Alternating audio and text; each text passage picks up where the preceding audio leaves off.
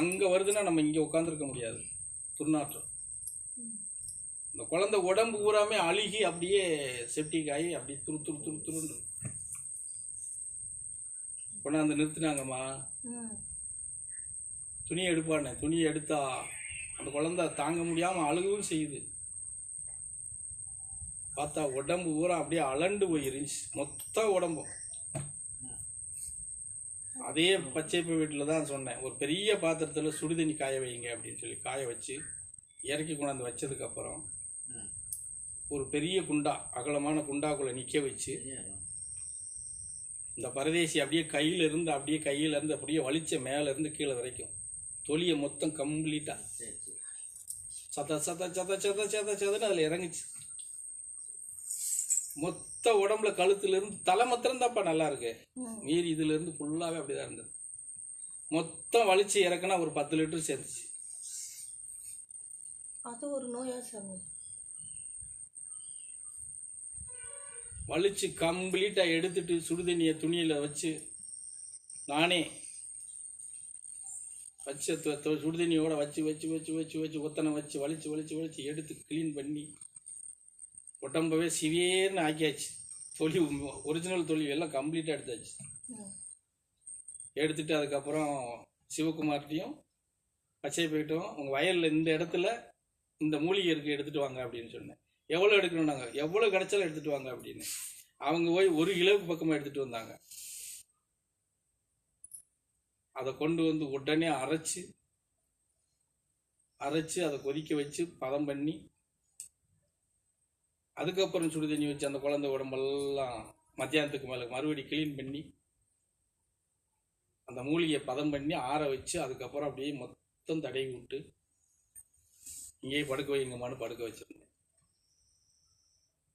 3 நாள் என் கைப்பட அந்த குழந்தைக்கு அந்த வைத்தியத்தை பார்த்து தான் நிறைவு பண்ணி அனுப்பிச்சேன். 3ஆவது நாளே எல்லாம் படபட படபட படபடன்னு பட்டுருச்சு. அதுக்கப்புறம் கொஞ்சம் அந்த ரெடி பண்ணதை வச்சுருந்ததை கொடுத்து விட்டு லேசாக தடவி விட்டு வெந்நியை காய வச்சு ஊற்றி தடி பண்ணிக்கங்கன்னு சொல்லி இதெல்லாம் பார்த்துக்கிட்டு இருந்தேன்.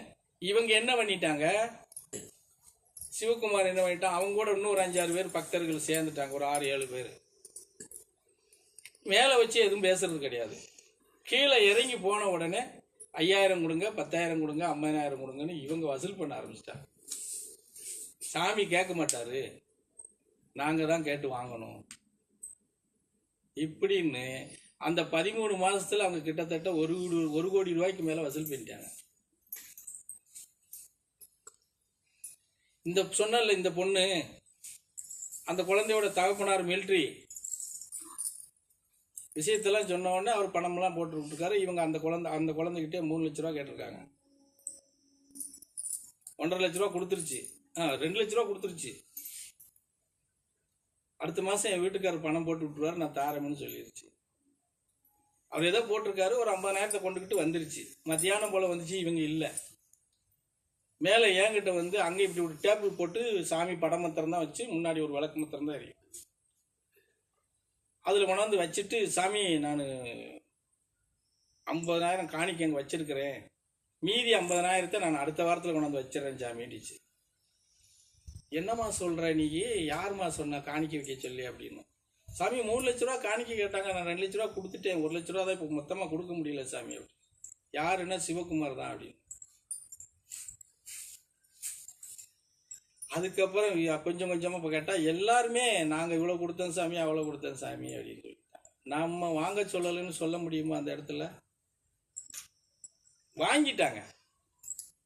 ஏன் கொடுத்தீங்கன்னு என்னால் சொல்ல முடியல, ஏன் வாங்க சொல்ல முடியல. அப்படியாம்மா, சரி அப்படியாயா. அன்னைக்கு நைட்டில் உக்காந்தேன், சாமி இப்படி ஒரு இதில் கொண்டு போய் விட்டுட்டீங்களன்னா ஒரே வார்த்தை, இந்த இடத்துல சத்தியத்தில் நிற்க முடியாதா, நீ இடத்த காலி ஒன்றுன்ட்டார். இதுலேருந்து நீ மேற்கு திசையை பார்த்து ஒரு தள்ளி போ அப்படின்ட்டார். அன்னைக்கு நைட்டே அவங்க யாருக்குமே சொல்லவே கிடையாது. நைட்டு 10:30 மணிக்கு வாரேன்னு சொல்லி, நான் அப்போ நாங்கள் என்னத்தை வச்சுருந்தேன், ஒரு சோழனா போய் தான் இருந்துச்சு. ஒரு 4-5 ட்ரெஸ் இருக்கும், அவ்வளோதான். தூக்கி தோலில் ஓட்டு நான் கலம்பூர் போயிட்டு வரேன் சாமியா இருங்கன்னு சொல்லிட்டு கலம்பூர் பஸ் ஸ்டாண்டில் போய் பார்த்தா வேலூர் பஸ் நினைச்சு ஏறி போயிட்டேன் நான் பாட்டு. அவ்வளோதான், அந்த இடத்த விட்டுட்டு போயிட்டேன். இன்றைக்கும் அந்த வீட்டில் விளக்கு எரியுது,